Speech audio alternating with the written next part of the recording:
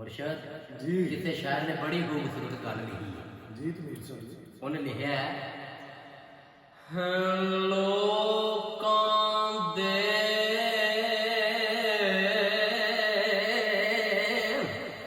हाय इस समंदर विच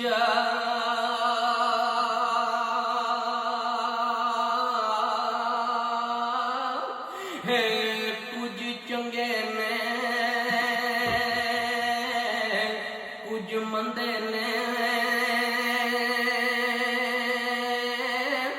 तू सब दे दर्द है वंडाई जा सारे रब दे हो बंदे ने ते कुछ डोल गए ने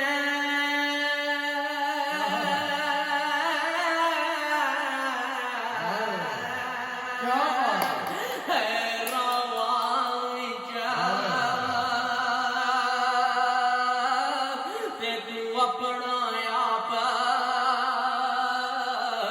बचा के रख ते जे कश्ती